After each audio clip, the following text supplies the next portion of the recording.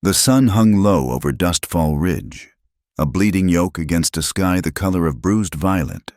It was the late summer of 1892, and the heat refused to break even as evening approached.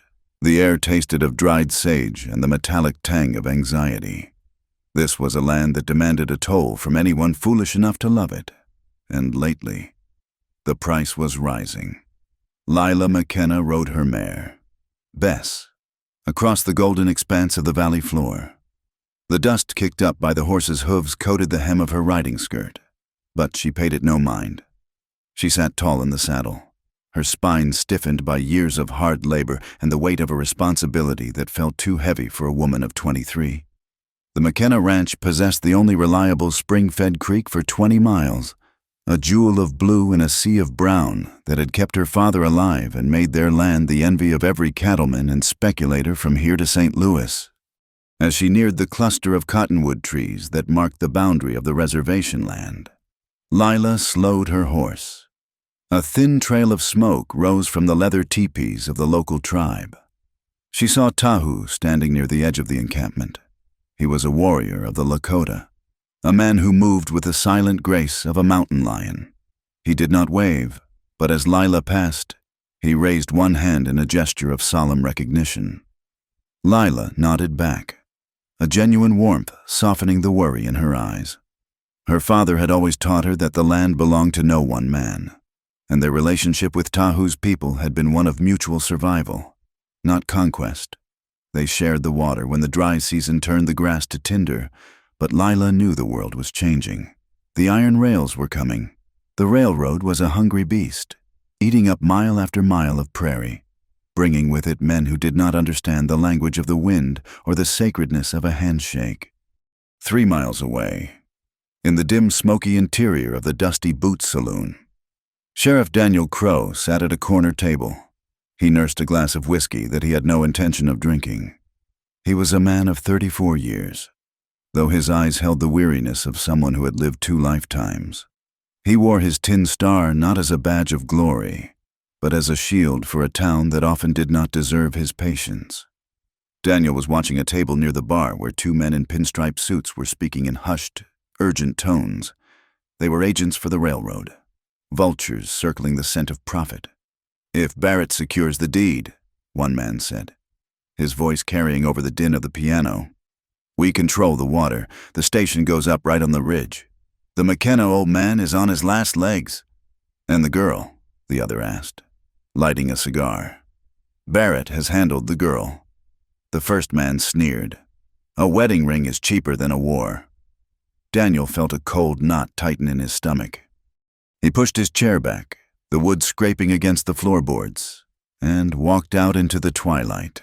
He had known Cole Barrett was ambitious, but selling out the very valley that sustained them to the railroad barons was a new depth of greed. And Lila was the key. The thought of her fierce, intelligent Lila being used as a bargaining chip made his hand twitch toward the Colt peacemaker at his hip. But he was the law, and the law required proof, not just the gut feeling of a man who had forgotten how to sleep without nightmares. Lila arrived home to find the main house steeped in shadows. Her father, Angus McKenna, sat in his rocking chair on the porch, a quilt over his knees despite the heat. His breathing was shallow, a rattling sound that tore at Lila's heart. "Did you get the flour?" Angus asked, his voice thin. "Yes, Papa," Lila said, dismounting and tying Bess to the rail. "And the medicine from Dr. Harlan." Angus waved a trembling hand. "Save the money, girl." "I do not need more tonics. I need to know you are safe." He looked at her, his eyes watery and desperate. "Cole was here today. He brought the contract for the merging of our lands. He is a good man. Lila, strong. He can hold back the wolves." Lila looked out at the darkening pasture. "He has cold hands, Papa, and he never looks me in the eye when he speaks of the future." "He looks at the creek. You are judging him too harshly." Angus coughed, a violent spasm that left him gasping. "A woman cannot run this place alone when the tracks come. We have debt, Lila, $2,000 to the bank. Cole will pay it. He will protect you. Promise me you will not fight this." "I promise, Papa," she whispered, though the lie tasted like ash on her tongue. She would marry Cole Barrett not for love, but because she could not watch her father die thinking he had failed her. The next afternoon, Cole Barrett arrived to escort Lila to the dressmaker.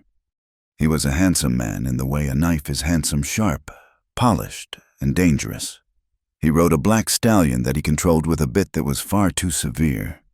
"You look radiant, my dear," Cole said, dismounting and taking her hand. His grip was firm, possessive. "I was just telling the surveyor that once we are married, we can finally drain the lower marsh and increase the herd by 50%. Lila pulled her hand away gently. "That marsh is where the deer water in the winter.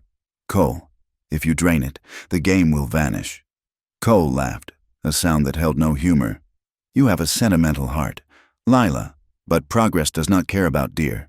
We are building an empire here. You will be the queen of Dustfall Ridge." "I do not want to be a queen," Lila said quietly. "I just want to keep my home." "And so you shall," Cole said, his eyes sliding past her to the survey markers on the horizon. "So you shall." Later that day, Lila rode into town alone for her final fitting. Her mind was a storm of conflicting duties. As she passed the sheriff's office, a voice called out from the boardwalk, "Miss McKenna."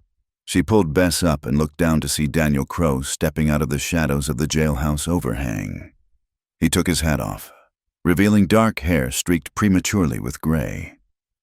"Sheriff Crow," she said, her voice steadying. Seeing him always made her feel anchored, though she could never explain why. He was the only man in town who looked at her and saw a person, not a plot of land or a pretty face. "I saw you riding in," Daniel said. He walked to the side of her horse, resting a hand on the pommel. "I wanted to offer my congratulations for tomorrow."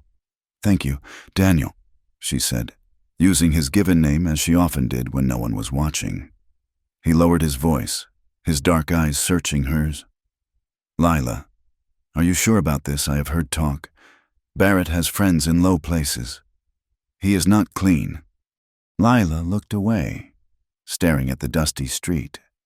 "My father owes the bank $2,000. The railroad is coming to take what they want. Cole is the only wall high enough to keep them out." "There are other ways," Daniel said, an urgency entering his tone. "We could fight the claim in court. Dr. Harlan knows a judge in Santa Fe." "We do not have time for courts," Lila snapped, the stress fracturing her composure. "And I do not have the luxury of waiting for a hero. Daniel, I have to be practical." "Is that what this is?" Daniel asked softly. "Practical." Before she could answer, her horse shifted, and the worn leather of her girth strap groaned. Daniel noticed it immediately.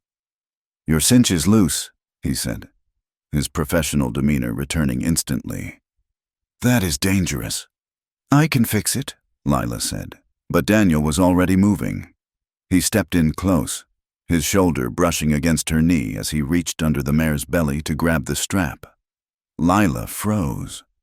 The scent of him, gun oil, soap, and tobacco filled her senses. He was close, so dangerously close. She could feel the heat radiating from his body.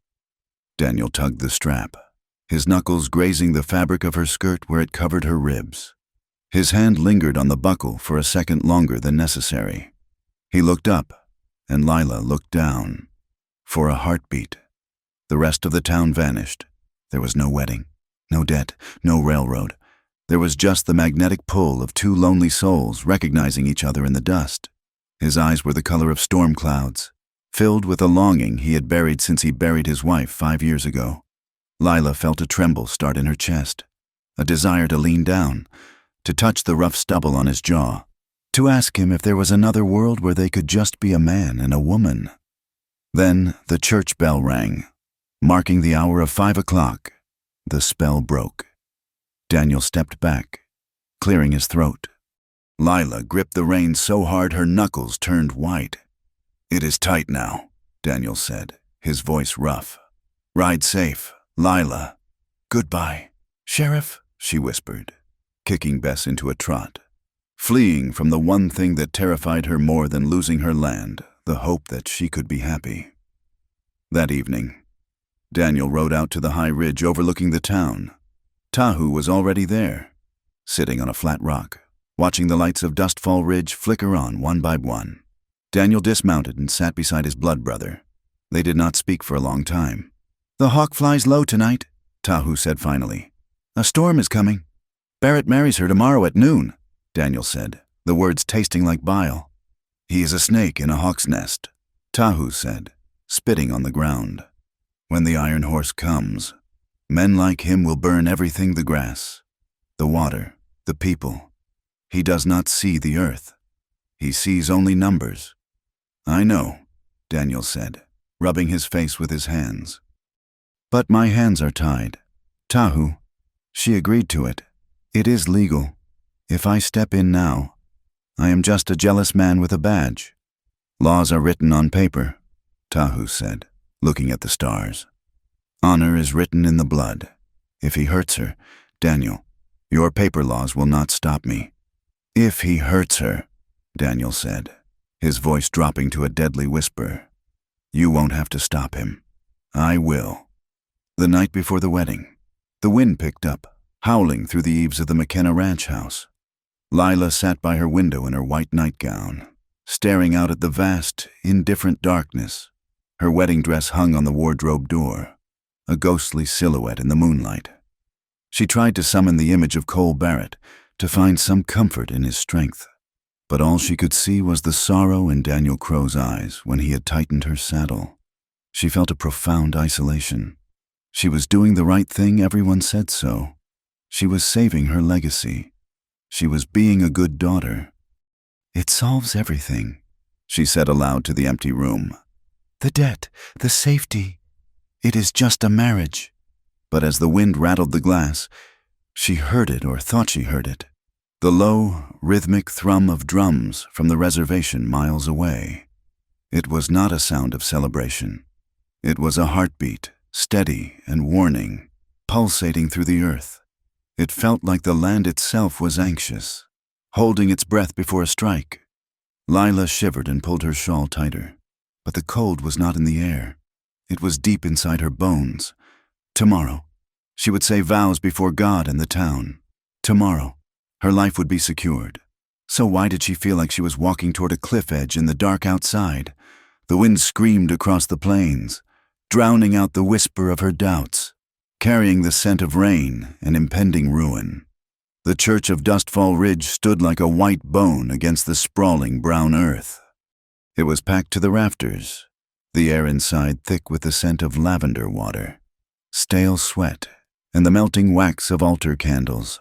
Dust motes danced in the shafts of sunlight that pierced the stained glass, illuminating the grim faces of the congregation. They had gathered not just to witness a union, but to see the final act of a business transaction that had been whispered about in every parlor and saloon for months. Lila McKenna stood at the altar. Her dress was a cascade of white lace and satin, a family heirloom that felt less like a garment and more like a shroud. It was heavy, constricting her ribs, making each shallow breath a labor. Beside her, Cole Barrett was the picture of the doting groom. His suit was tailored to perfection, his hair slicked back, his posture exuding the easy confidence of a man who had already won the game before the cards were even dealt. Reverend Thomas droned on about duty and obedience. Lila stared at the wooden cross, trying to anchor her trembling hands. She felt the eyes of the town boring into her back. She could almost hear the hushed conversations that had rippled through the pews before the organ started. "Barrett finally got the water," a rancher had muttered to his wife. "And the railroad gets the ridge." Another had replied, "Poor Angus McKenna, selling his girl to save his dirt." Lila swallowed the lump in her throat. She was doing this for her father. She was doing this to survive. She repeated the words in her mind like a prayer, hoping they would drown out the frantic beating of her heart.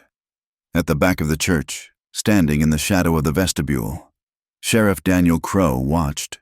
He held his hat in his hands, the brim crushed under his white-knuckled grip. He wanted to shout. He wanted to stride down that aisle and drag Cole Barrett out into the street.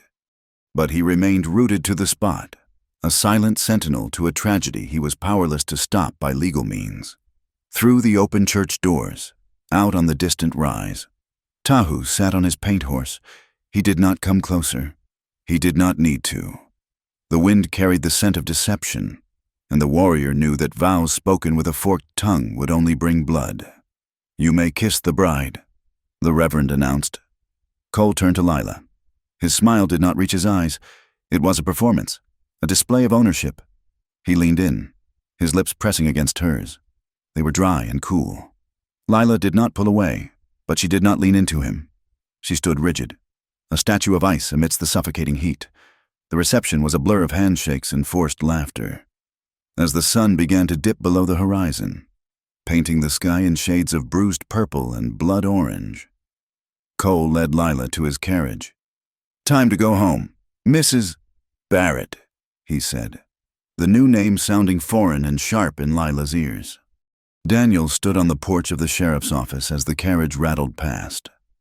Lila looked out the window. For a fleeting second, their eyes locked. In her gaze, Daniel saw a terrified plea. In his, Lila saw a sorrow so deep it stole the breath from her lungs. He touched the brim of his hat, a silent salute, a wish for happiness that he knew would not come true. Then the dust swallowed the carriage, and she was gone. The honeymoon cabin was situated 5 miles out of town, nestled in a grove of aspen trees near the rushing waters of Stone Creek. It was a secluded place, intended for privacy and romance. Inside, a fire crackled in the stone hearth, casting dancing shadows against the log walls. A bottle of expensive wine sat open on the small table, 2 crystal glasses beside it. Cole locked the door behind them. The heavy thud of the bolt sliding home made Lila flinch. "Relax, my dear," Cole said, shedding his coat and loosening his tie. He poured the wine, the red liquid glugging into the glasses. "You are trembling like a frightened rabbit." "I am just tired." "Cole," Lila said softly. She moved toward the fire, seeking warmth, though the evening was mild. She unpinned her veil, letting it fall to the floor. She wanted to be a good wife. She wanted to believe that beneath his ambition, there was a heart capable of care. Cole came up behind her. His hands settled on her shoulders. His touch was firm, his fingers kneading the tension in her muscles. Lila closed her eyes, willing herself to relax. She leaned back slightly against him. This was her husband. This was her life now. "You are beautiful, Lila," Cole whispered, his breath smelling of spirits. He kissed the curve of her neck, his lips moving slowly to her ear. "The most beautiful thing I have ever acquired." Acquired! The word hung in the air, dissonant and cold, but his hands were moving, sliding down her arms, turning her to face him. The firelight bathed them in gold. Cole looked at her with a hunger that Lila mistook for passion. He reached out and traced the line of her jaw, his thumb brushing her lower lip. "I want to make this work, Cole," she whispered, her voice trembling. "I want to build a home with you." Cole stared at her for a long moment. Then he laughed. It was not a happy sound. It was a low, cruel chuckle that vibrated in his chest. He stepped back, picking up his wineglass and draining it in one long swallow. The facade of the doting groom dissolved like sugar in hot water, revealing the jagged rock beneath. "A home," Cole scoffed, pouring himself another glass. "You think I brought you here to Playhouse? You think I married you because I was overcome by your charm?" Lila froze, her hands clutching the lace of her dress. "Cole, what are you saying?" "I am saying, my dear, that you were a necessary inconvenience." Cole sneered. He walked toward her, looming over her. "Your father is a stubborn old mule. He would not sell, but his son-in-law. His heir, that is a different matter. Tomorrow morning, I will file the papers. The McKenna water rights will belong to the Barrett Land Company, and the railroad pays me $20,000 by noon." Lila felt the blood drain from her face. You only wanted the water. Water is gold in this desert." "Lila," Cole snapped. "Did you really think I loved you? Look at you. You're a ranch girl. Rough hands, sunburned skin. You are nothing like the women in San Francisco." The cruelty of his words struck her like a physical blow. She stepped back, knocking into the table. "I am your wife. You swore vows. Vows are just words to keep the fools happy." Cole said. He grabbed her wrist, his grip painful. And now that the ring is on your finger, my part of the bargain is done. I have the land. I do not need the rancher's daughter anymore. Before Lila could scream, the front door burst open with a deafening crash. 3 men stormed in. They wore long dusters and masks pulled up over their noses. They carried heavy revolvers. Lila screamed, twisting in Cole's grip, expecting him to pull his weapon, to defend her. Instead, Cole released her, shoving her violently toward the intruders. "Right on time, boys," Cole said, calmly adjusting his cuffs. Lila stumbled, catching herself on the hearth. She looked up, horrified. As the men did not aim at Cole, they lowered their guns, nodding at him. "The wagon is ready. Mr. Barrett," one of the men grunted. His voice was gravelly and familiar. Lila recognized him as one of the hired guns who loitered at the saloon. "Good," Cole said. He looked down at Lila, his expression devoid of any humanity. "Here's the story. Lila, listen closely, because you will not be around to tell it. A band of ruthless outlaws attacked us on our wedding night. Tragedy. I fought bravely, but I was outnumbered. They knocked me unconscious and set the cabin ablaze. I woke up outside, alive but heartbroken, my beautiful bride consumed by the fire." "No," Lila whispered, the horror seizing her throat. "Cole, you cannot kill me." "I am not killing you," Cole said, walking to the door. "The fire is an unfortunate accident. The insurance payout on the house, combined with the land, it will make me the richest man in the territory." "Tie her up," Cole ordered the men. "Make it tight, and pour the kerosene." Lila fought. She kicked and clawed, landing a scratch across the cheek of the man who grabbed her. But she was one woman against 3 armed men. They slammed her into a heavy wooden chair. Rough hemp rope bit into her wrists and ankles. One of the men stuffed a rag into her mouth, stifling her screams into muffled whimpers. Cole watched from the doorway, checking his pocket watch. "Hurry up! I need to be seen stumbling into town in exactly 45 minutes. The men splashed kerosene over the floorboards, over the curtains, and dangerously close to the hem of her wedding dress. The fumes were suffocating, stinging her eyes. Cole took a lantern from the wall. He looked at Lila one last time. There was no regret in his eyes, only calculation. "Goodbye, Lila," he said. He threw the lantern. Glass shattered. Whoosh! The room exploded into orange and yellow light. The heat was instantaneous, a physical wall that slammed into Lila. Cole turned and vanished into the night, his men following him. Slamming the door shut and barring it from the outside, Lila screamed behind the gag, straining against the ropes until her skin burned. The fire licked up the walls, devouring the dry timber. Smoke began to fill the room, thick and black.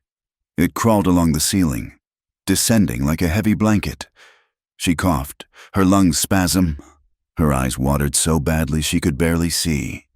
The heat was blistering. She could feel the hair on her arms singeing. This was it. This was how she died. Not loved, but sold. Not cherished, but discarded like trash. Tears streamed down her face, evaporating instantly in the heat. She thought of her father, who would die believing he had saved her. She thought of the land she loved. And then, in the roaring inferno, she thought of gray eyes, Daniel. She closed her eyes, waiting for the end. 3 miles away, Sheriff Daniel Crow was riding the perimeter of the northern pasture. He could not sleep.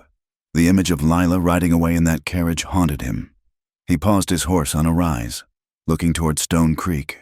A flicker of light caught his eye. It was too bright to be a campfire. It was too erratic to be a lantern.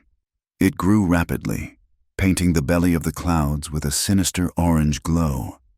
"Fire," Daniel whispered. He did not hesitate. He drove his spurs into his gelding's flanks. The horse bolted. Sensing the urgency in his rider, Daniel leaned low over the neck, galloping blindly through the dark brush. On the opposite ridge, Tahu had also seen the sign. The smoke blocked the stars. The warrior kicked his pony into a run, cutting across the dangerous ravine to reach the cabin. Daniel arrived first.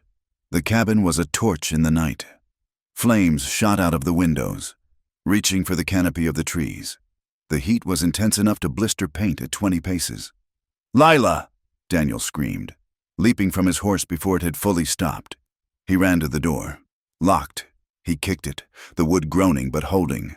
He kicked again, putting all his weight behind the blow. Nothing. A shadow materialized from the smoke beside him. Tahu. The warrior carried a heavy tomahawk. He did not speak. He swung the weapon with terrific force, smashing the latch mechanism. Once, twice, the wood splintered. Together, they slammed their shoulders against the door and it gave way, crashing inward amidst a shower of sparks. The inside was an oven. The smoke was a solid wall. Daniel dropped to his knees, crawling, covering his mouth with his bandana. "Lila!" he roared. He saw her through the haze. She was slumped in the chair near the hearth, her head lolling forward. The fire was inches from her dress. Daniel lunged forward, ignoring the searing heat that scorched his hands. Tahu was right beside him. The warrior pulled a knife from his belt and slashed the ropes binding her wrists and ankles in 2 swift motions. Lila fell forward, lifeless. Daniel caught her. She was so light. He pulled the gag from her mouth. Her face was covered in soot, her skin pale beneath the grime. "Breathe, Lila, breathe," Daniel commanded, his voice cracking with terror. A burning beam from the ceiling groaned and gave way, crashing down onto the table where the wine had been. Sparks showered them. "We must go," Tahu shouted over the roar of the fire. Daniel scooped Lila up into his arms. He held her tight against his chest, shielding her face with his own shoulder. He turned and ran, stumbling over debris, guided only by Tahu, who cleared the path ahead. Kicking burning wood aside, they burst out of the cabin into the cool night air, collapsing onto the grass well away from the inferno. Daniel laid Lila down gently. He ripped the burning remnants of her veil from her hair. He pressed his ear to her chest. A heartbeat, faint, fluttering like a trapped bird. But there, water, Daniel choked out. Tahu was already offering a water skin. Daniel poured a little onto his handkerchief and wiped Lila's face. Her eyelids fluttered. She coughed, a harsh, racking sound that shook her whole body. She inhaled a ragged breath of clean air. Her eyes opened, unfocused and wild with panic. "Cole," she rasped, her voice destroyed by the smoke. He left me." "I have you," Daniel whispered, pulling her up into a sitting position against his chest. He wrapped his strong arms around her, rocking her slightly. "I have you, Lila. You are safe." Lila looked up at him, through the haze of pain and shock.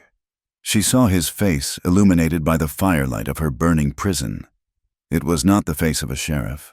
It was the face of a man who had looked into hell and walked in to get her. She gripped his shirt, her fingers digging into the fabric. The heat of his body seeped into her freezing bones. For a moment, amidst the ruin of her life, she felt an overwhelming sense of being held, truly held. "He burned it," she sobbed, burying her face in Daniel's neck. "He burned it all." Daniel looked over her head at the cabin, which was now fully engulfed, the roof collapsing inward with a thunderous crash. His eyes were hard, cold flint. He saw the tracks of the wagon leading away. He saw the calculation in the destruction.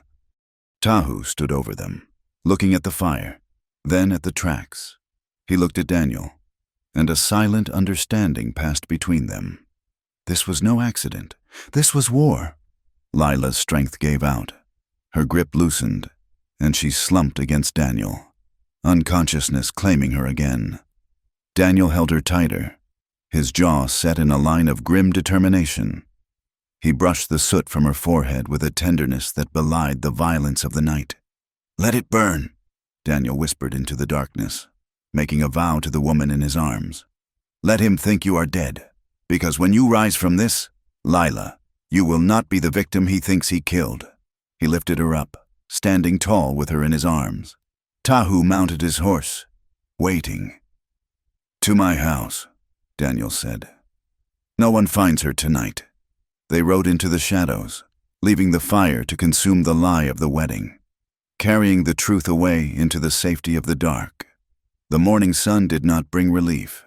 It brought exposure. Lila McKenna woke with a start, her lungs seizing as if she were still breathing smoke. She sat up, her hands scrambling for a latch, a rope, anything to fight against. But her fingers met only soft, worn wool. She was not in the burning cabin. She was in a small, sparse room with whitewashed walls and a single window that looked out onto the alley behind the main street of Dustfall Ridge. She looked down at herself. The blackened ruins of her wedding dress were gone. In their place, she wore a man's work shirt made of heavy gray flannel. It was vast on her frame, the shoulders drooping halfway down her arms, the hem reaching her knees. The top button was undone, revealing the hollow of her throat, and the fabric carried a scent that was distinctly earth, gun oil and cedar soap. It was Daniel's scent. Memory crashed over her like a cold wave, the fire, the betrayal, the heat of the flames, and the arms that had carried her out. A flush of shame, hot and prickling, rose from her chest to her hairline. She was a married woman, a bride of less than 24 hours, and she had spent her wedding night in the bed of the town sheriff while her husband had tried to burn her alive. The door creaked open. Sheriff Daniel Crow stepped in, carrying a tin mug of coffee. He looked exhausted. Dark circles bruised the skin under his eyes, and there was a smudge of soot still streaked across his jawline. He stopped when he saw she was awake, his gaze dropping for a fraction of a second to where the oversized shirt dipped at her collarbone, before snapping respectfully back to her eyes. "I burned the dress," Daniel said, his voice rough with lack of sleep. "There was not much left of it to save." Lila pulled the blanket up to her chin, her hands trembling. "Where is he? Where is Cole?" "Gone," Daniel said, setting the coffee on the small bedside table. The tracks from the wagon led east, then doubled back toward the old mining road. He staged it well. "Lila, to the rest of the world, it looks like a robbery gone wrong." "He told me," Lila's voice broke, brittle as dried leaves. "He told me he never wanted me. He only wanted the water rights. He laughed, Daniel, he laughed while they poured the kerosene." Daniel pulled the single wooden chair from the corner and sat down heavily. He leaned forward, resting his elbows on his knees, clasping his hands together. "I know, and we are going to make him pay for it. But right now, we have a problem that is moving faster than the law." "What problem?" "The town is waking up," Daniel said grimly. "And Cole Barrett has returned." Lila froze. "He is here." "He rode in an hour ago," Daniel said. "He put on a hell of a performance, limping, clothes torn, shouting about outlaws.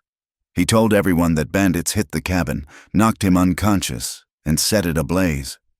He claimed he woke up in the woods, terrified that you were dead." "He is a liar," Lila hissed, a spark of fury igniting in her gut. "He is a rich liar," Daniel corrected her gently.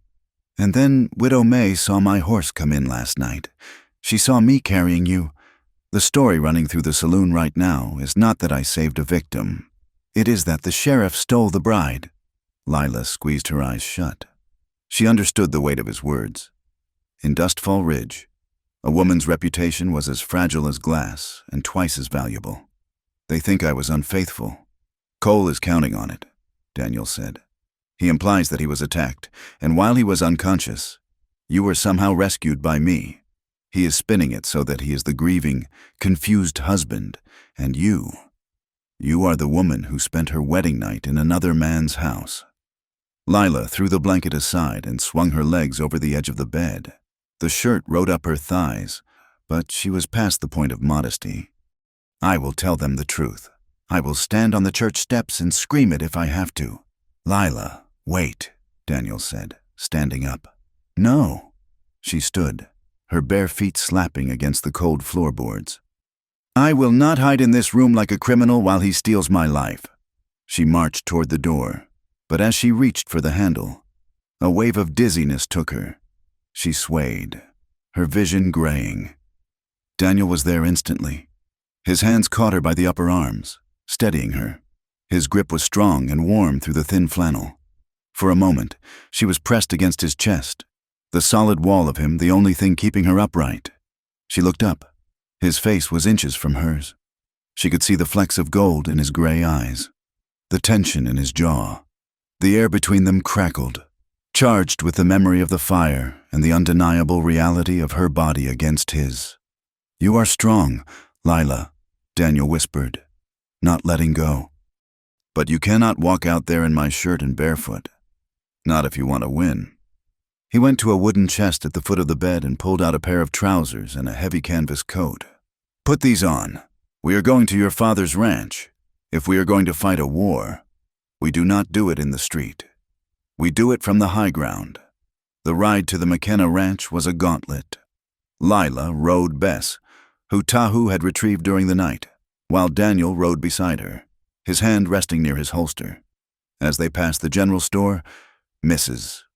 Gable stopped sweeping the boardwalk and stared, her mouth a tight line of disapproval. Two ranch hands loitering near the livery stable tipped their hats to Daniel but spat on the ground as Lila passed. The shame burned Lila's cheeks, but she kept her chin high. Let them look, she thought. I survived the fire. I can survive their whispers. When they arrived at the ranch, the situation was worse than Lila had feared. A black carriage with the emblem of the Pacific Union Railroad was parked near the gate. Standing on the porch were three men, a lawyer named Mr. Sterling, two armed guards, and Cole Barrett. Cole had a bandage wrapped around his head and his arm was in a sling. He looked the picture of the tragic hero. When he saw Lila, his face twisted into a mask of relief that was so convincing it made Lila's stomach turn. "Lila!" Cole cried out, stumbling down the steps. "My God, you are alive, I thought, when I saw the flames!" He reached for her as she dismounted. Lila recoiled, stepping back behind Daniel. "Do not touch me," she said, her voice shaking with rage. Cole stopped, looking hurt. He turned to the lawyer. "You see, the shock has unhinged her. She does not even recognize her own husband." "I recognize you, Cole," Lila said, finding her voice. "I recognize the man who ordered his dogs to tie me to a chair and burn me alive for an insurance payout." A murmur went through the small group. Mr. Sterling, a man with a face like a dried apple, adjusted his spectacles. "Mrs. Barrett, these are grave accusations. Your husband stated he was beaten and left for dead by bandits." "He is lying," Lila shouted. "She spent the night with the sheriff," Cole said, his voice dropping to a sad, conspiratorial whisper. "I do not know what lies he has fed her to cover up his own involvement. Everyone knows Sheriff Crow has coveted my wife and my land for years." Daniel stepped forward, his thumb hooked over his belt, his presence radiating a quiet, lethal menace. "Careful, Barrett. You are speaking about an officer of the law. I am speaking about a man who brought my wife home in his own clothes." Cole shot back, gesturing to the canvas coat Lila wore. "Mr. Sterling, surely this proves that Lila is not in a state of mind to make decisions regarding the property. The trauma, the confusion. She needs care, institutional care." Lila gasped. They were not just trying to steal the land. They were trying to erase her entirely. "The deed is not in your name yet, Barrett," Daniel said coldly. "The marriage was never consummated, and until Angus McKenna signs over the rights or passes away, this land belongs to this family. Angus is inside, sleeping." Cole smiled thinly. "He is very frail. I suspect he will see reasons soon enough to protect his daughter from her own hysteria." "Get off my land," Lila said. She drew the heavy Colt revolver from Daniel's holster before he could stop her. The weight of it was immense, requiring two hands to level it, but she pointed the barrel straight at Cole's chest. The guards reached for their weapons, but Daniel was faster. He didn't draw, but his hand hovered over a second pistol tucked in his belt, his eyes daring them to move. "You heard the lady," Daniel said. "This is private property. Unless you have a warrant or a deed, you are trespassing." Cole stared at the gun in Lila's shaking hands. He saw the hate in her eyes, and for the first time a flicker of genuine fear crossed his face. He stepped back. "Very well," Cole said, dusting off his jacket with his good hand. "We will go, but this is not over. Lila, the railroad waits for no one, and neither does the bank." As the carriage rattled away, Lila lowered the gun, her knees buckling. Daniel caught her before she hit the dust. "I cannot do this," she whispered, the bravado crumbling. "They have the law. They have the money. I'm just a girl in a man's coat." "You are not alone," Daniel said firmly, turning her to face him. "Stay here. I will post a guard. I will sleep on the porch if I have to. I promised you I would not let them take this place. And I keep my promises. People will talk, Daniel. They will ruin you too." "Let them talk," Daniel said, his eyes fierce. "I would rather be ruined for doing what is right than respected for standing by and watching you burn." That evening, as the purple shadows stretched long across the prairie, Tahu arrived. He did not come to the front door but appeared silently by the corral where Lila was watering the horses. He wore his ceremonial beadwork, signifying he came with the weight of his people behind him. "The smoke has cleared from the valley," Tahu said, his voice deep and resonant. "But the fire in the town grows." Lila nodded, patting Bess's neck. "They say I am mad, Tahu. They want to lock me away so Cole can drain the creek." "The water is the blood of the earth," Tahu said. "If they drain it, the spirit of the land dies. My people will not let this happen. But the elders have spoken. We cannot fight for you if you are just a settler protecting a fence. We will fight with you if you are a warrior protecting the life source." Lila looked at him, understanding the distinction. "What must I do?" "Stop hiding behind the sheriff," Tahu said bluntly. "Stop being the rancher's daughter who pours tea. You must learn to fight as we fight, not with paper and laws, but with silence and iron." Lila looked at her hands. They were calloused from work. Yes, but they were not the hands of a killer. Then she thought of Cole's laugh. She thought of the heat of the fire. "Teach me," she said. For the next 2 weeks, the McKenna Ranch became a training ground. Tahu was a relentless teacher. He taught Lila how to move through the tall grass without snapping a twig. He taught her how to listen to the wind to know if a rider was approaching miles away. But it was the shooting lessons that brought everything into sharp focus. They set up tin cans on the fence posts. Daniel stood by, watching, ostensibly guarding the perimeter, but unable to tear his eyes away from Lila. She had discarded the heavy coat, working in the flannel shirt with the sleeves rolled up and trousers held up by a rope belt.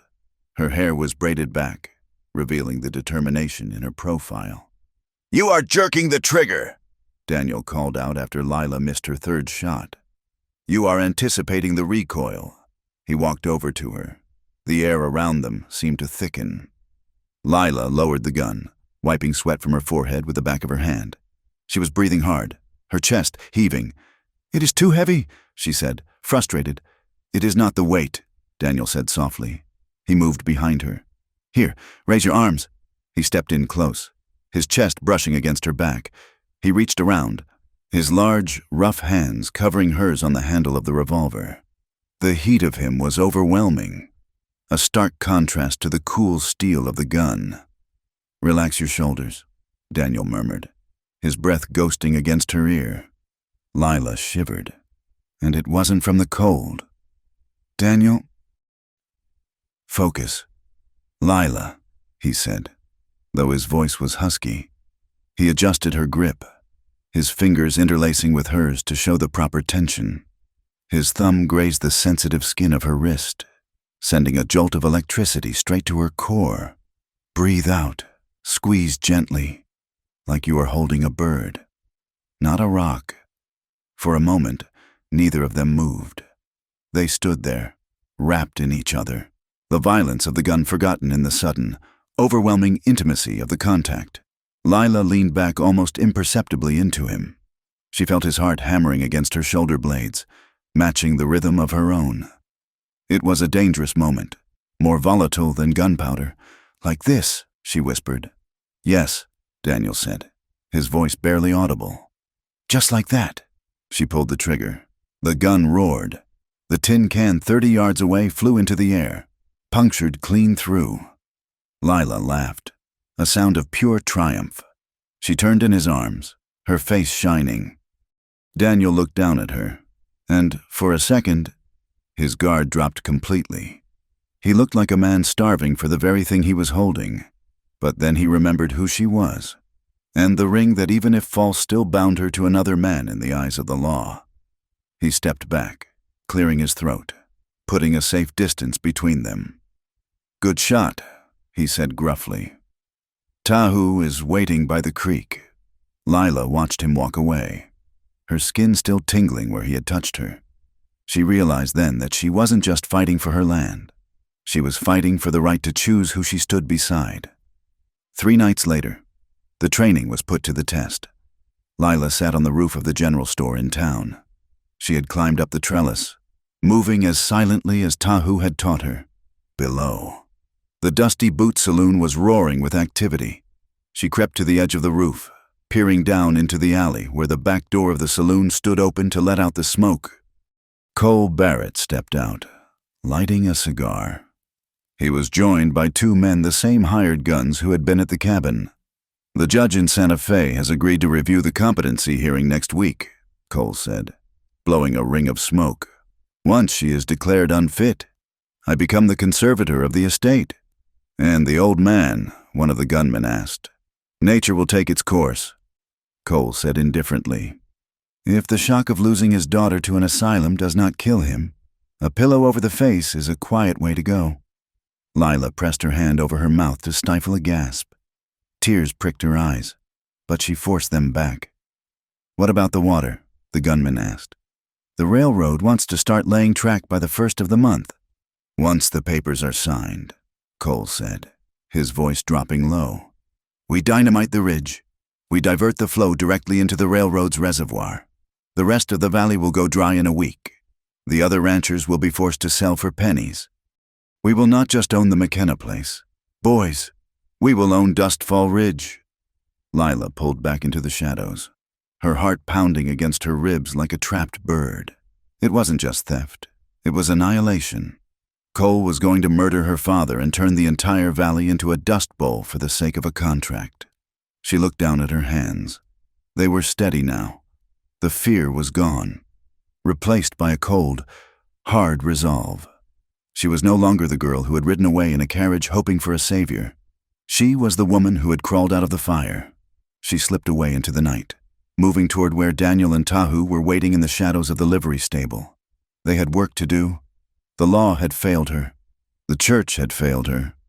Now, there was only the land, and the gun, and the truth. The moon was a sliver of bone hooked in the black sky, offering little light to the alley behind the office of Mr. Sterling, the town solicitor. This suited Tahu perfectly.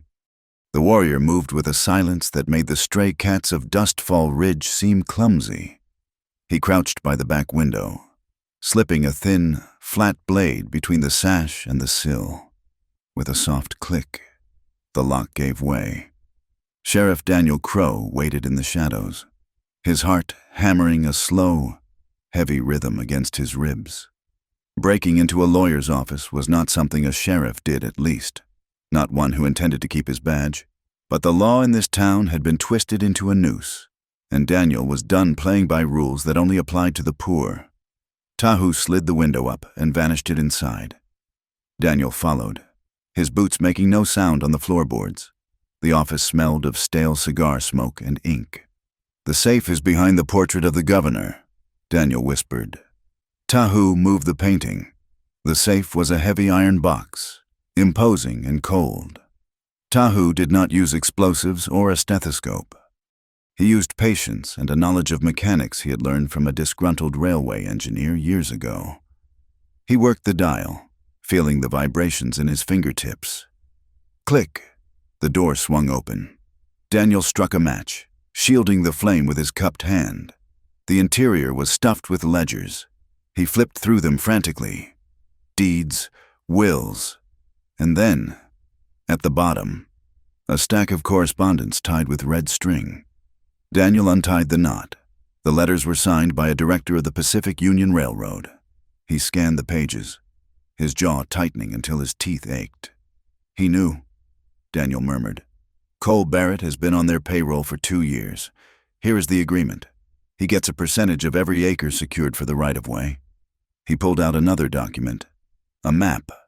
It showed the proposed route, cutting straight through the McKenna water source and blasting through the sacred burial mounds on the ridge. And here, Daniel said, pointing to a receipt. 3 crates of dynamite, purchased last month, delivered to the Barrett warehouse. He plans to break the mountain, Tahu said, his voice low and dangerous in the dark.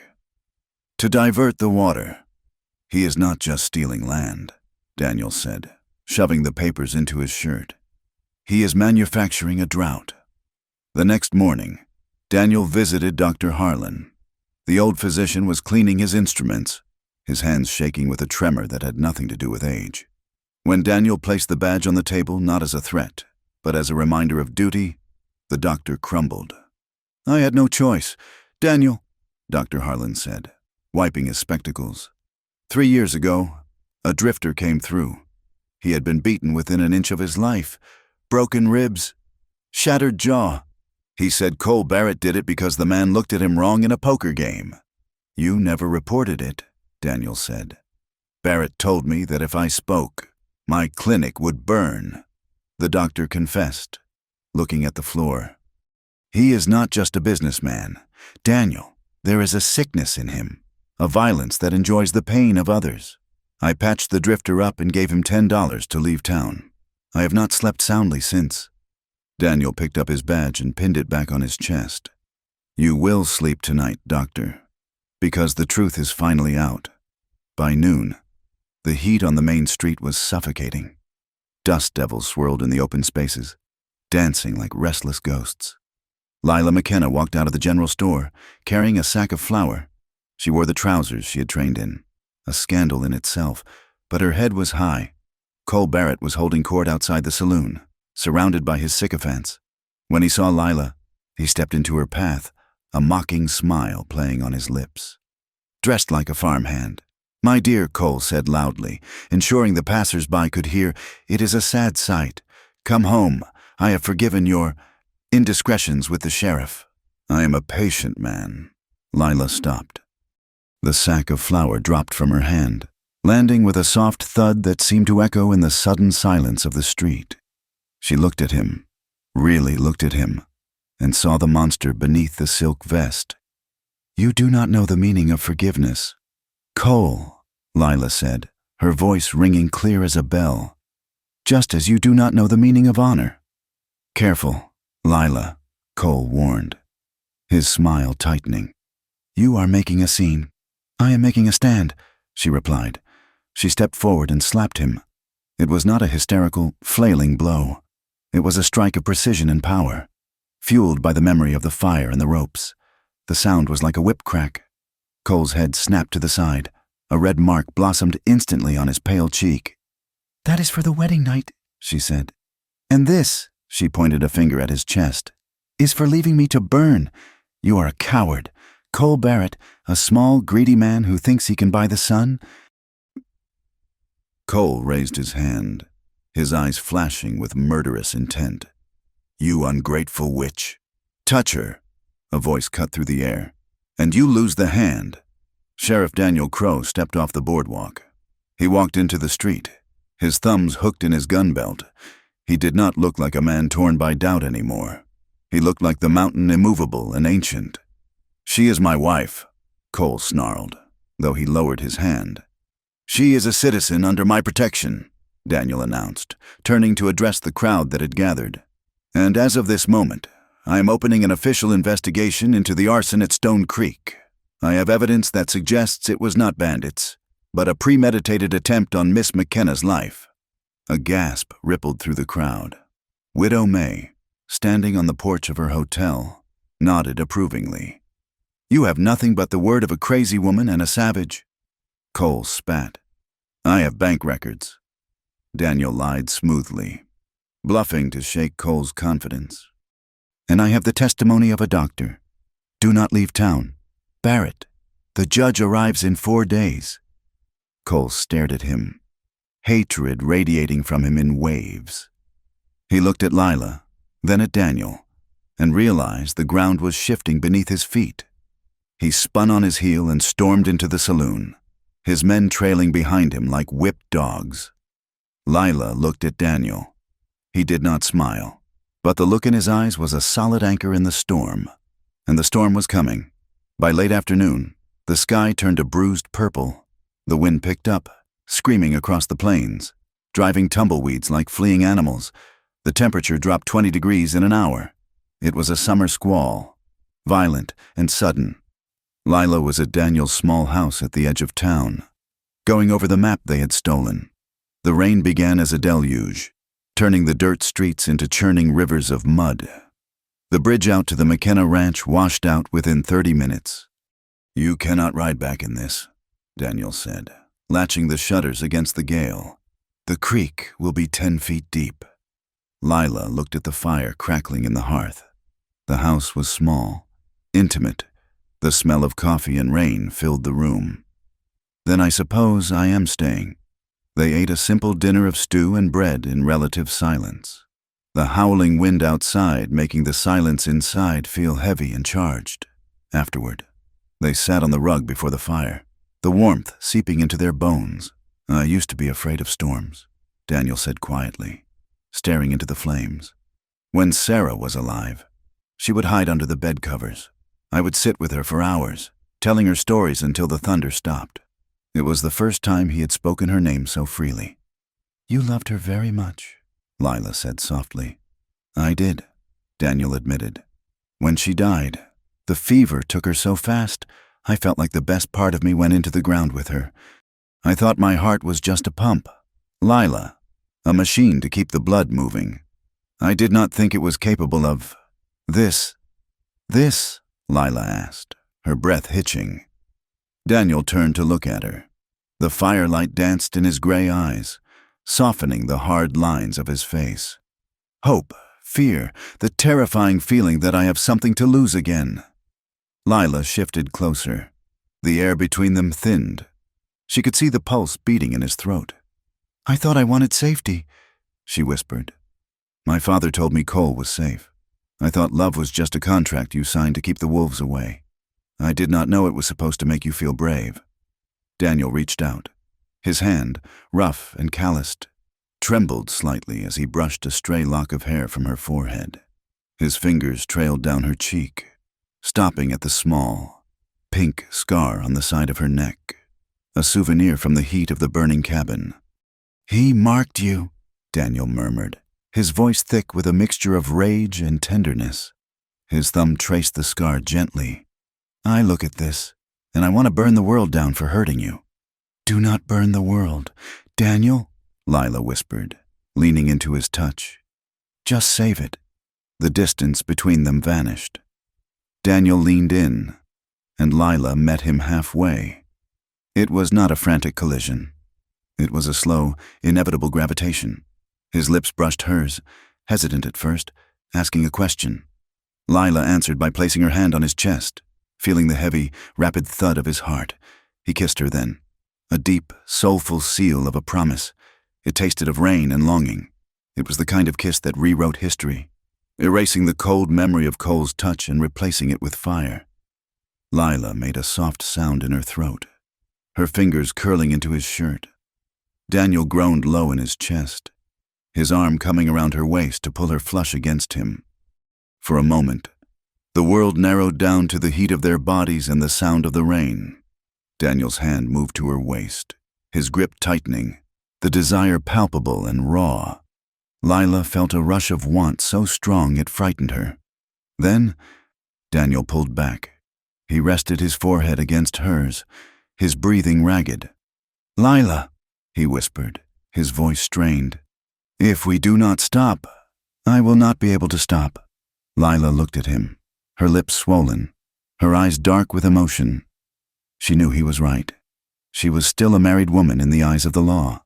If they crossed this line tonight, Cole would use it to destroy everything they were fighting for.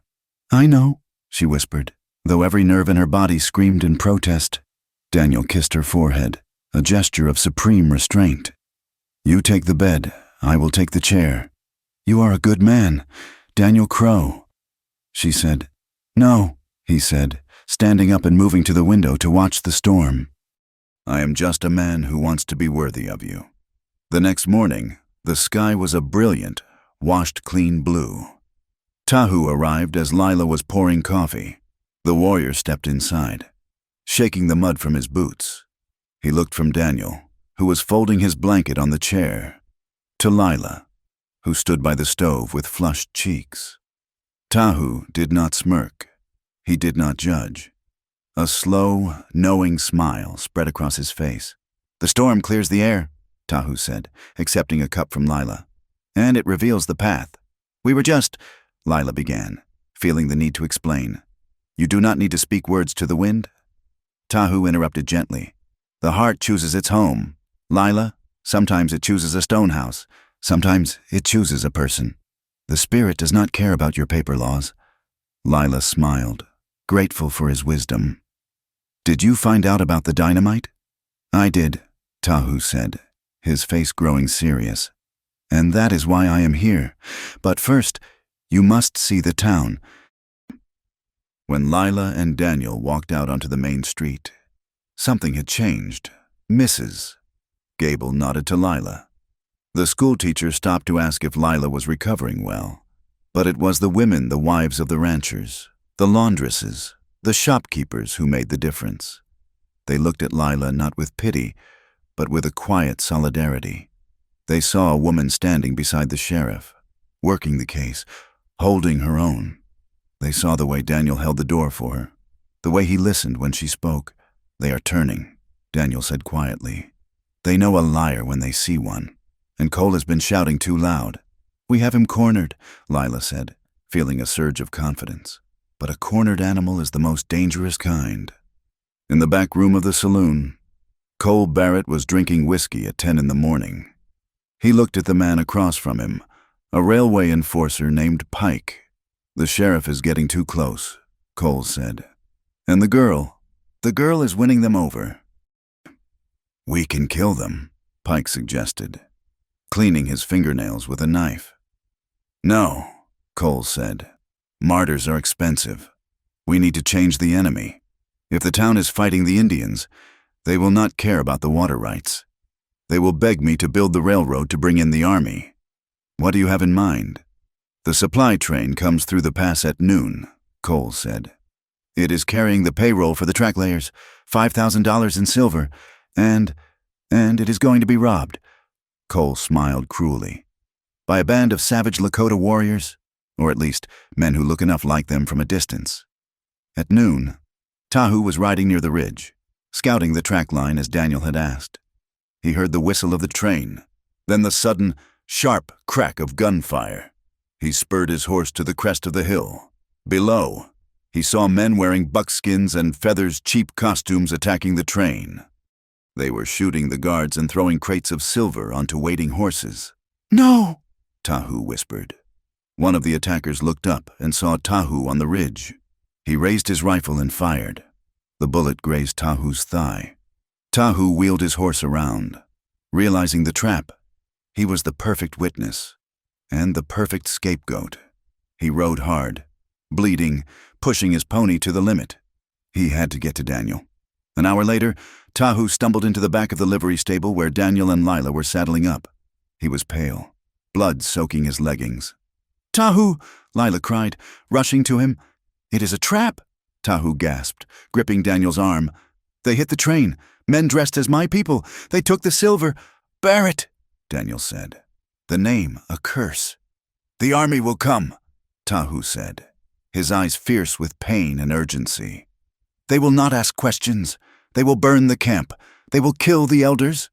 He wants a war, Daniel said, realizing the scale of Cole's plan. He wants to wipe out the tribe so he can take the land without a treaty. We have to stop him, Lila said, grabbing a bandage from the saddlebag and pressing it to Tahu's leg. It is too late to stop the lie, Tahu said, looking at the dust cloud rising in the direction of the train tracks. The war is coming, brother. If we do not stop Barrett tonight, by tomorrow, the river will run red. Daniel looked at Lila. He looked at Tahu. The investigation was over. The time for law books was done. Gather your men. Tahu, Daniel said, checking his revolver. Lila, get the rifle. Where are we going? Lila asked. We are going to the ridge, Daniel said. If he wants a war, we will give him one, but it will be on our terms. The air in the town hall was thick enough to choke a man, smelling of stale tobacco, unwashed bodies, and fear. It was 8 o'clock in the evening, but the heat of the day lingered, trapped within the wooden walls. The members of the town council sat behind a long oak table, their faces slick with sweat, looking everywhere except at the two people standing in the center of the room. Cole Barrett stood to the side, his arm still in a sling, playing the part of the wounded patriot to perfection. He gestured with his good hand, his voice booming with righteous indignation. We all saw the smoke from the train, Cole declared, scanning the faces of the frightened townsfolk packed into the pews. We heard the reports. The Lakota have broken the peace. They attacked a supply train. They stole silver meant for honest laborers. And now they are gathering on the ridge, looking down at us like wolves waiting for the fire to die down. A murmur of anxiety rippled through the room.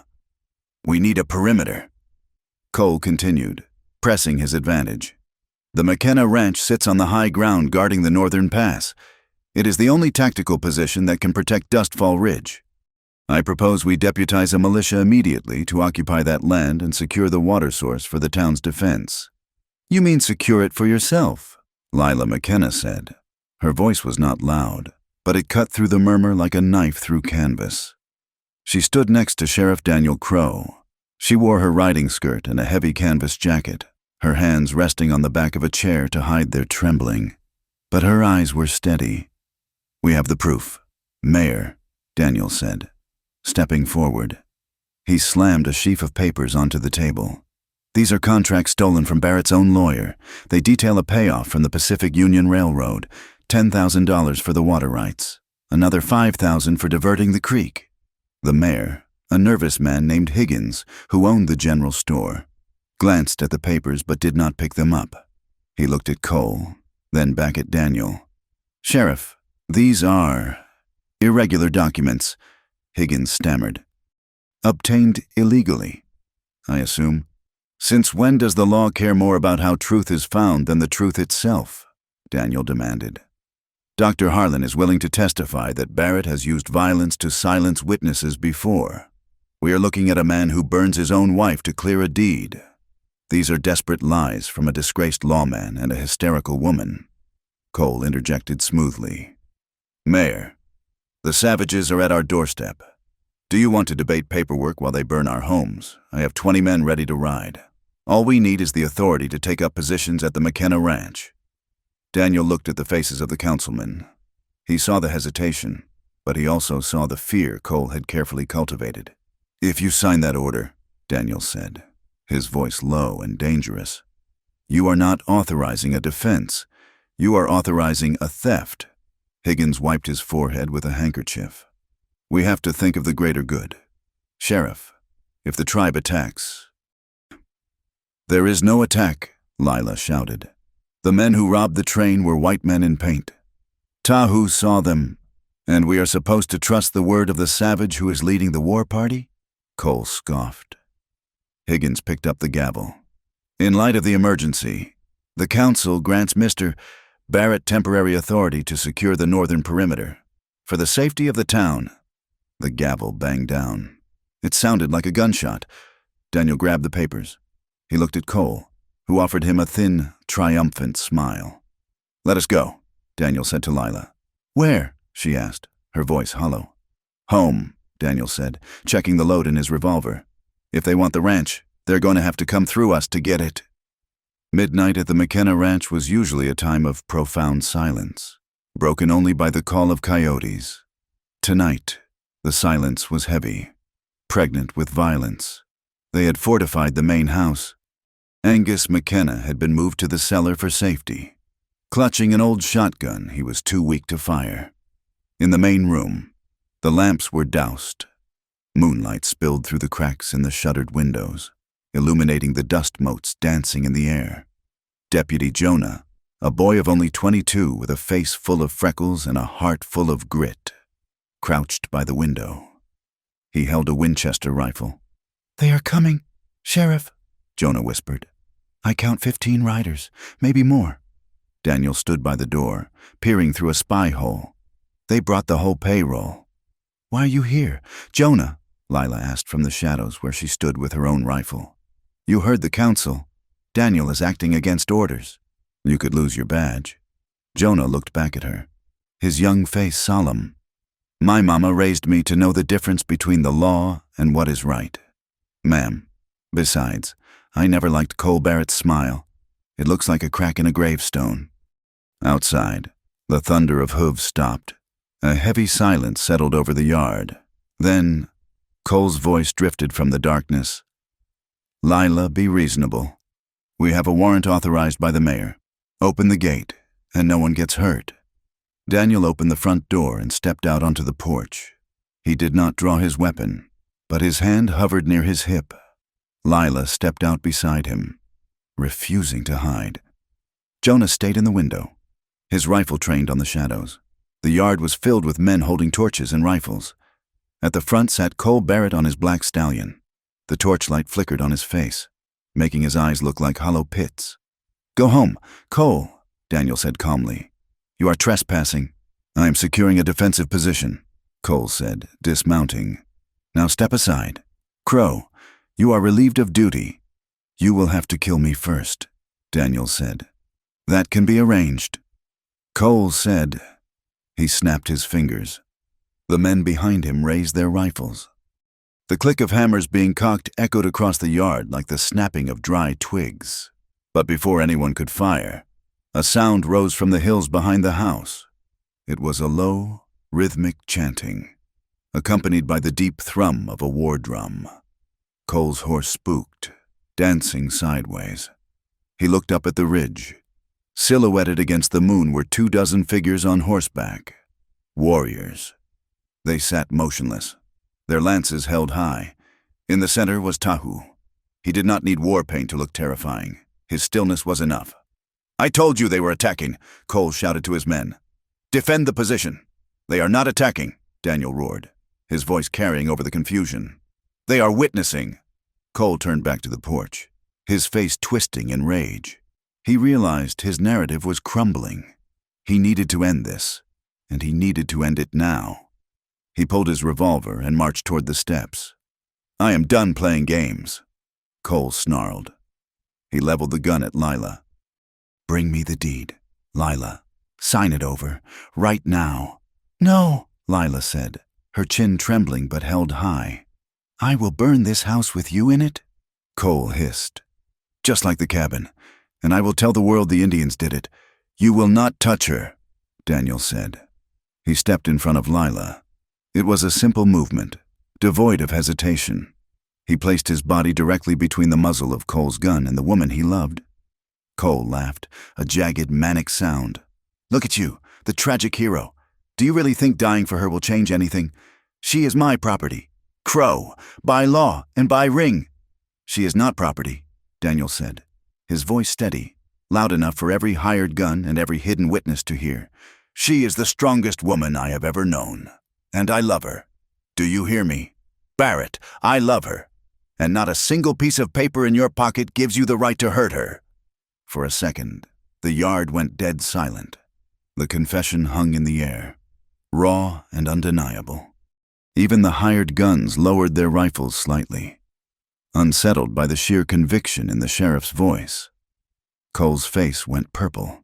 The humiliation of being defied, of seeing the love he was incapable of feeling displayed so boldly, broke him. "Then die with her," Cole screamed.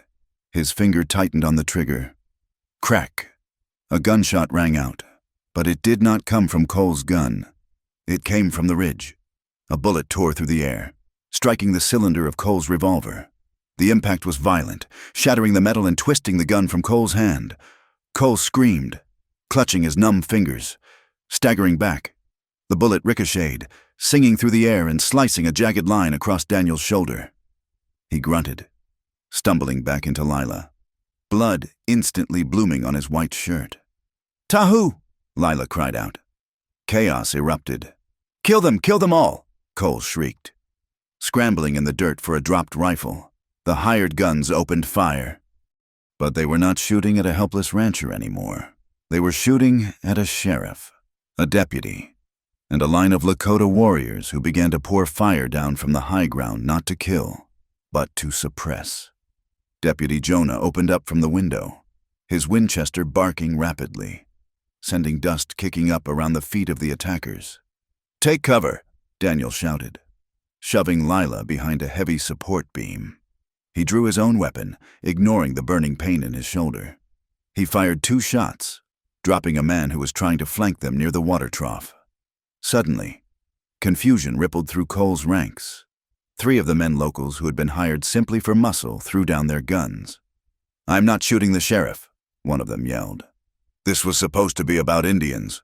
"Traitors," Cole screamed. He managed to grab a fallen pistol and fired wildly at the defectors, missing them but shattering a window. This was the turning point. The sight of Cole Barrett firing on his own townsmen broke the spell of his money. "Get him!" a rancher yelled, tackling one of Cole's loyal mercenaries. In the center of the swirling dust and gunpowder smoke, Daniel saw only one thing: Cole. Cole was backing away, firing blindly toward the porch. Daniel holstered his gun. This was not going to end with a bullet. It had to end with a reckoning. Daniel charged off the porch. He slammed into Cole like a freight train. Both men went down hard in the dirt. They rolled, grappling. Cole was younger, but Daniel fought with the cold, focused fury of a man defending his soul. Cole clawed at Daniel's wounded shoulder, digging his thumbs into the torn flesh. Daniel roared in pain, but did not let go. He drove a fist into Cole's stomach, doubling him over. "That is for the cabin," Daniel shouted, landing a heavy blow to Cole's jaw.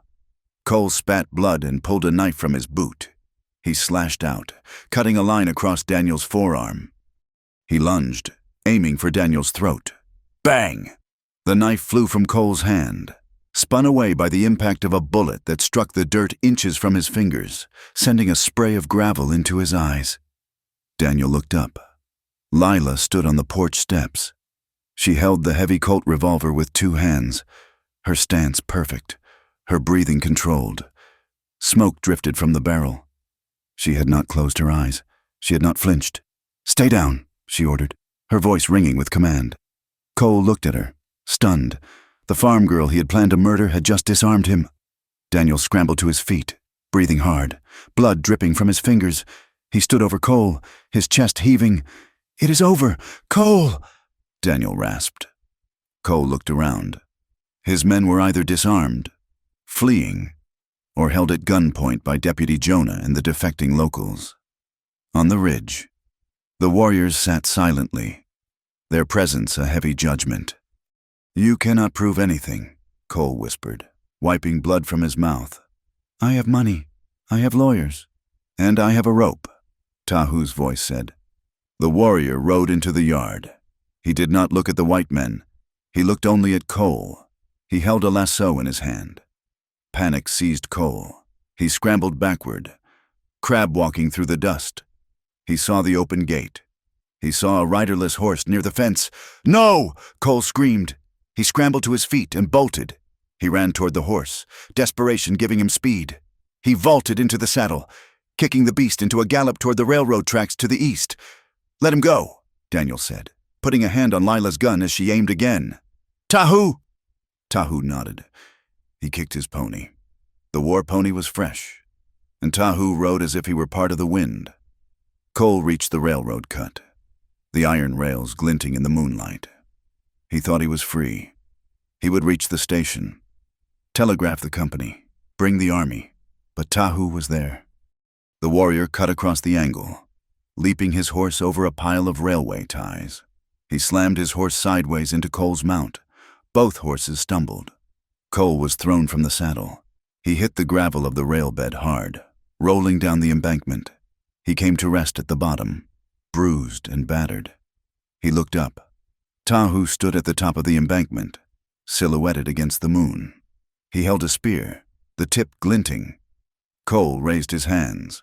"Do not kill me. I will pay you $10,000. I will give you the water." Tahu slowly lowered the spear. He looked at the man who had tried to paint his people as savages. "You cannot give what belongs to the earth," Tahu said, "and I will not kill you. Death is too easy for a man like you. You must live to see your name turn to ash." Tahu whistled. From the darkness, Daniel and Lila rode up. Daniel dismounted, limping slightly.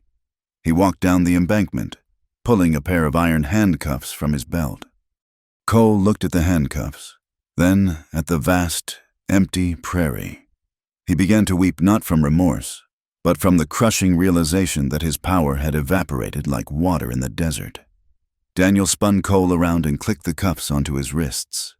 The sound was final. "Cole Barrett," Daniel said, his voice tired but strong. "You are under arrest for attempted murder, arson, and conspiracy to defraud the territory." Lila stood at the top of the ridge, looking down. The moon illuminated the valley. The McKenna ranch was safe. The water still flowed in the creek. Singing its song in the darkness, she watched Daniel haul Cole to his feet. She looked at Tahu, who raised his spear in a silent salute to her. The war was over. The healing could begin. The morning sun hit the main street of Dustfall Ridge with a clarity that seemed to strip away the shadows of the previous night.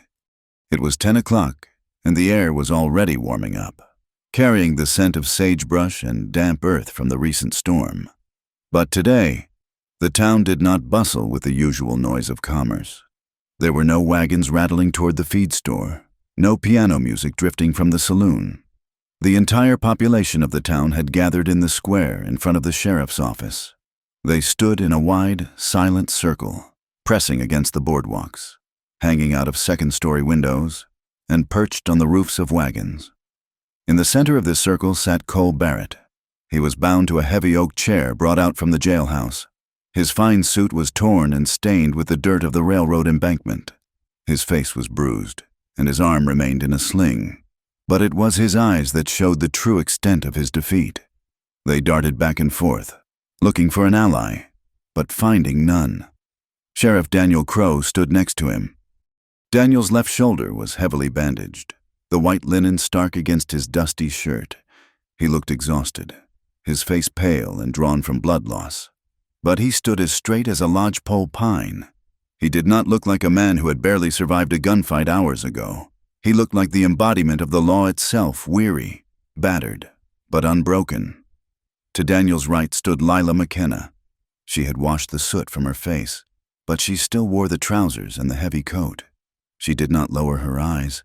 She looked directly at the people who had whispered about her, who had called her mad, who had believed she was an adulteress. And standing guard around the perimeter, silent and imposing, were the warriors of Tahu's tribe. Tahu himself stood next to the mayor, his arms crossed, his presence a physical reminder that the old ways of ignoring the indigenous neighbors were over. "We are not here for a lynching," Daniel's voice rang out, rough but clear. "We are here for the truth. For too long, this town has been run on rumors and backroom deals. Today, we put it all in the sunlight." He turned to Cole. "Tell them, Barrett." Cole clamped his mouth shut, a flicker of his old arrogance surfacing. "I demand a lawyer. I demand to speak to the governor. You have no authority to hold a prominent businessman like myself." Daniel reached into his pocket and pulled out the stack of letters they had taken from the safe. He held them up for the crowd to see. "These are letters from the Pacific Union Railroad," Daniel said. "They detail a plan to divert the Stone Creek water source. They detail a payment of $20,000 to Cole Barrett upon the successful acquisition of the McKenna deed. And they detail the purchase of 3 crates of dynamite." A gasp went through the crowd. A rancher near the front, a man named Jim Miller, who had supported Cole's call for a militia, stepped forward. "Dynamite?" Miller asked, his voice shaking. "You were going to blow the ridge. Cole, that would dry up my south pasture in a week." "It was business," Cole snapped, his facade cracking. "Progress requires sacrifice. Miller, You think the railroad cares about your 50 head of cattle? And the cabin, Daniel pressed, stepping closer. Tell them about the wedding night. Cole looked at the faces around him. He saw the hardening expressions. He saw the disgust. He realized that silence would not save him, and perhaps a confession might buy him mercy. It was necessary, Cole stammered, sweat beading on his forehead. She would not sell. Her father was too stubborn. If she died in an accident, the insurance and the land would revert to me. It was a clean solution. The silence that followed was absolute. Then it broke. A clean solution, Widow May shouted from the porch of her hotel. You burned a girl alive for a check, you monster. I thought she was dead, Cole shouted back, his voice shrill with panic. I thought the fire took her. I did not know she survived until Crow brought her back. And then you tried to finish the job by destroying her name, Daniel said coldly. You told this town she was unfaithful. You told them she was mad. You used their morality against them to hide your crime. Daniel turned to the town council members who sat at a makeshift table nearby. Mayor Higgins looked as if he wanted to vanish into the floorboards. The other councilmen, men who had nodded along with Cole's speeches about savages and protection, were staring at their boots, their faces burning with shame. You listened to him, Daniel said to the council. You were so eager for the railroad money, so eager to believe the worst about the tribes, that you authorized an armed invasion of a neighbor's home. You almost started a war because a man in a silk vest told you to be afraid.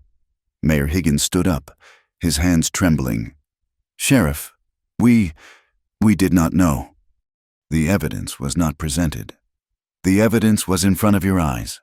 Lila spoke up. Her voice was not loud, but it carried a quiet power that silenced the mayor instantly. You just chose not to look because the lie was more profitable. She stepped forward, looking at the faces of the townspeople. You all know me, she said.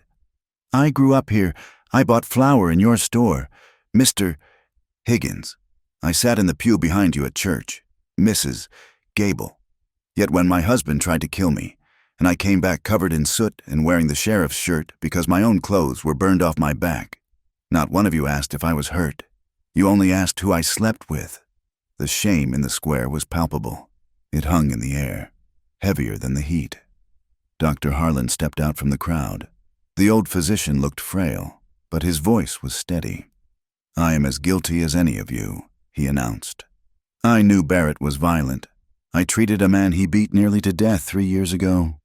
I stayed silent because I was a coward, but I will not be silent now. Lila McKenna is the sanest person in this town, and Cole Barrett is a sickness we let fester. Then, Tahu stepped forward. He moved to the center of the square, standing between Cole and the townspeople. He looked at the men who had fired at him the night before. He looked at the women who had clutched their children in fear of his name. You call us savages, Tahu said. His English was accented but precise.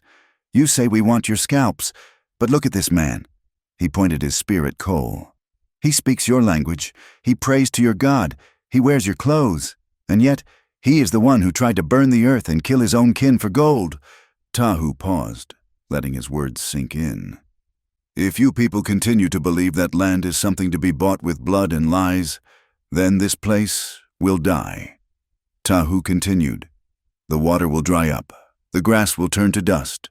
But if you have the capacity for shame, if you can look at this woman and see your sister, not a pawn, then perhaps there is still a chance for us to live side by side. He looked at Daniel, then at Lila. My people do not want war. We want the water to run clear. We want our children to sleep without fear of the iron horse crushing their bones. That is all. The crowd shifted uncomfortably, but the hostility was gone. In its place was a somber reflection. Suddenly, a man in a dark suit pushed his way through the crowd. It was Mr.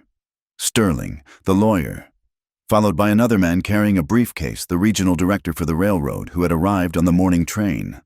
Mr. Barrett does not represent the Pacific Union Railroad, the director announced loudly, wiping his brow with a silk handkerchief. He looked at Cole with utter disdain.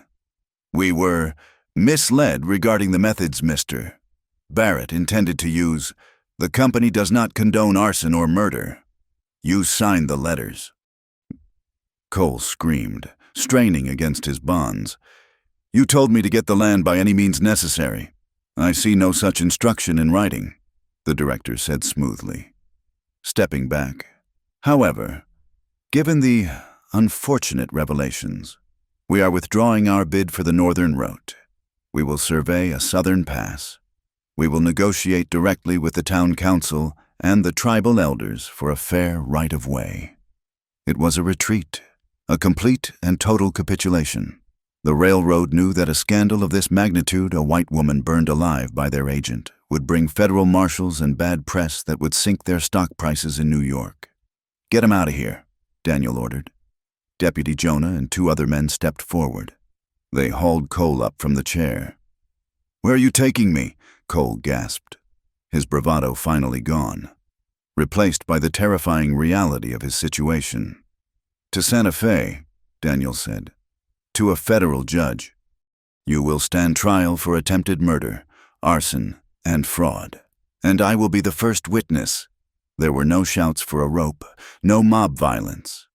Under Daniel's steady gaze, the town chose the harder path of justice over the easy path of vengeance. They watched in silence as Cole was loaded into a secure wagon, chained to the floorboards. As the wagon rattled away, kicking up dust, it felt like a fever breaking.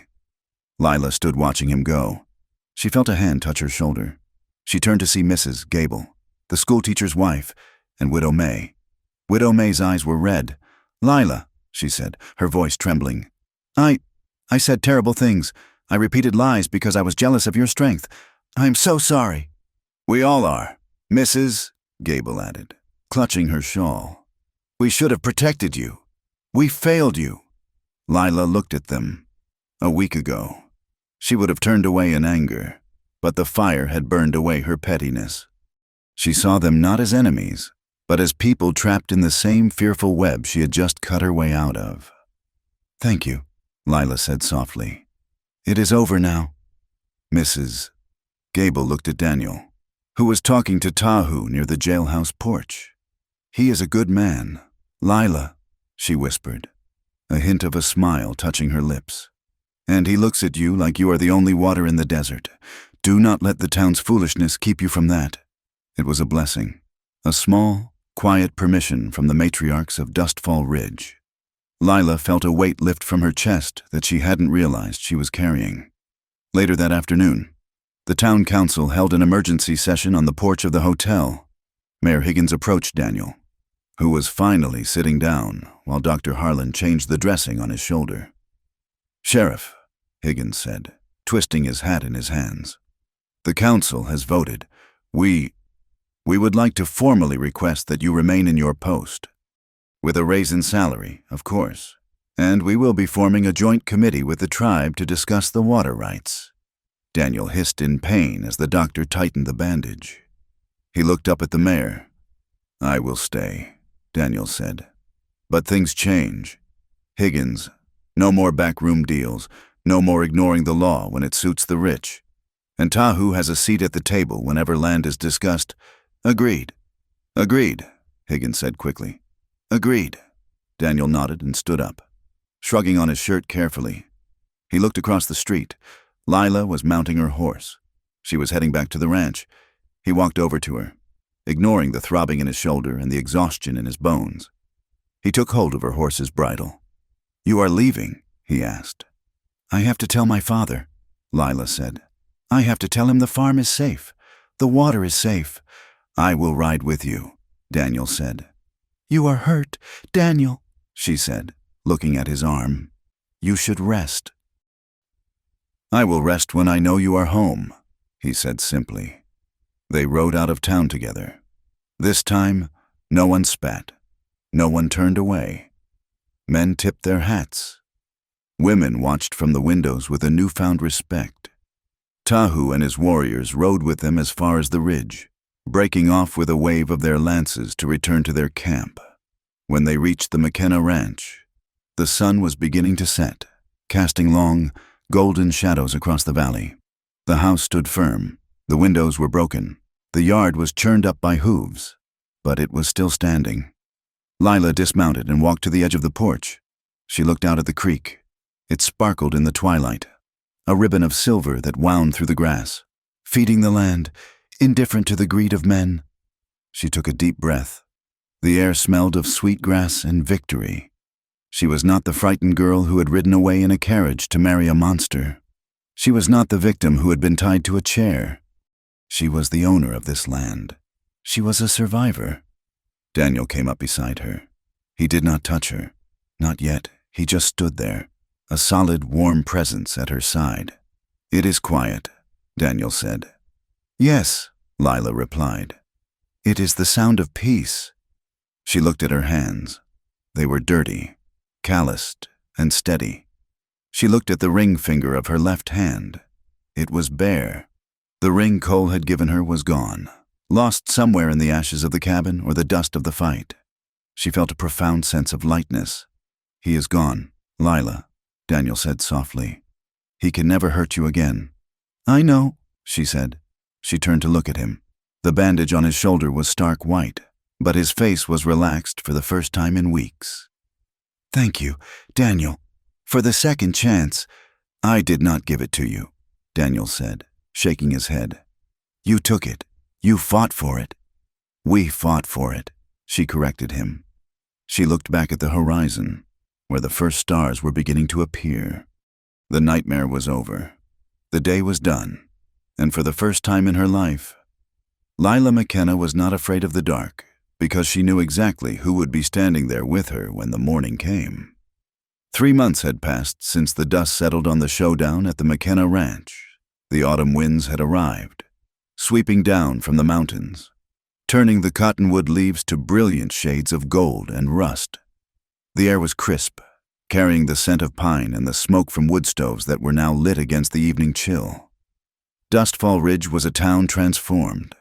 The suffocating tension that had gripped the valley, the fear of the railroad, the suspicion of the tribes, the greed of men like Cole Barrett had lifted like a fever breaking. The Pacific Union Railroad had honored its word, redirecting the track laying to the southern pass, 10 miles away from the sacred burial grounds and the critical water source.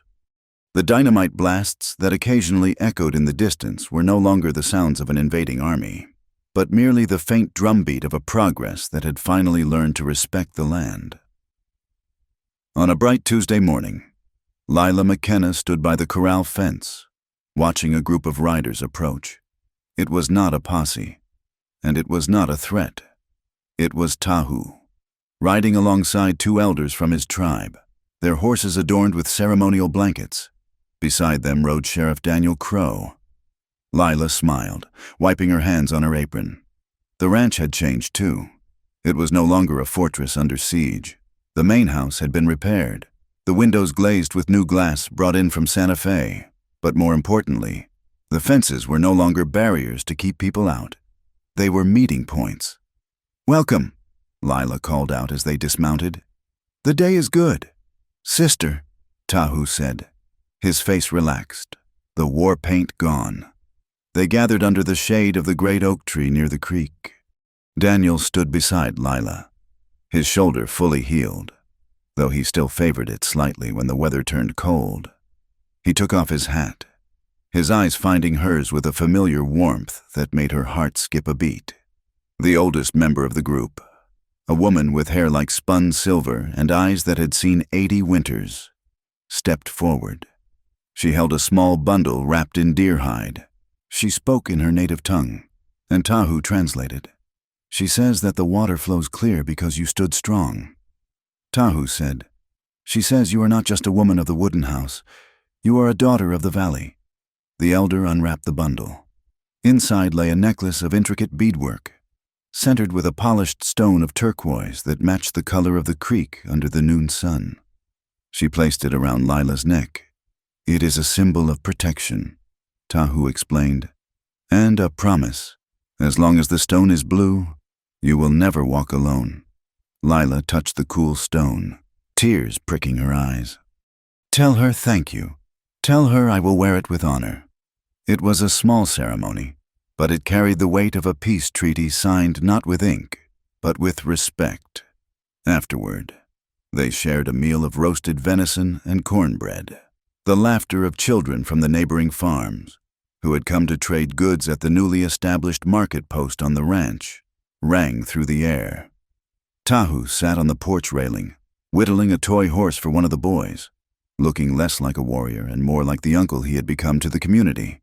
As the afternoon wore on, the guests departed, leaving Lila and Daniel alone in the golden light of the setting sun. "I have to fix that section of the north fence tomorrow," Daniel said, leaning against the porch post, watching the shadows lengthen. "The deer have been pushing through it. You do not have to keep working like a hired hand." "Daniel," Lila said softly, moving to stand next to him. "You are the sheriff. You have a town to run." "The town runs itself these days," Daniel said, looking down at her. "Besides, I prefer the company out here." He had been coming out to the ranch nearly every day, sometimes under the pretense of checking on Angus, who was recovering well now that the threat was gone, and sometimes with no excuse at all other than the need to see her. "It is hot work," Lila said, remembering the day before. She had watched him digging post holes, his shirt sleeves rolled up to reveal the corded muscle of his forearms, his skin glistening with sweat. He had stopped to drink from the ladle she offered, and his hand had covered hers. The touch had been electric, a silent communication of a hunger that had been growing between them for months. "I do not mind the heat," Daniel said, his voice dropping an octave. He turned to face her fully. "Lila, do you remember what you said to me the night of the storm, about wanting to be brave?" "I remember," she whispered. "I was a coward for a long time," Daniel confessed, his gray eyes searching hers. "After Sarah died, I locked the door to my life. I thought if I let no one in, I could not be hurt again. I just wanted to do my job and fade away." He reached out and took her hand. His palm was rough, calloused from the reins and the gun and the shovel, but his touch was incredibly gentle. "Then you walked into my office in that wedding dress," Daniel continued. "And then you walked out of that fire. You did not just save your ranch, Lila. You broke the lock. You dragged me back into the land of the living." Lila looked at their joined hands. She thought back to that night, the terror, the smell of kerosene, the belief that she was unlovable, a piece of property to be discarded. It felt like a nightmare from another lifetime. "If Cole had not done what he did," Lila said slowly, "I might have lived my whole life asleep. I would have been a dutiful wife to a man who did not see me. The fire, it burned away the fear." "Daniel, it hurt. God knows it hurt. But it cleared the ground for something new to grow." "I do not have much," Daniel said. "A sheriff's pay, a small house, a heart that is a bit battered." "I do not want a rich man," Lila said, stepping closer, tilting her head up to him. "I had a rich man. He left me to die.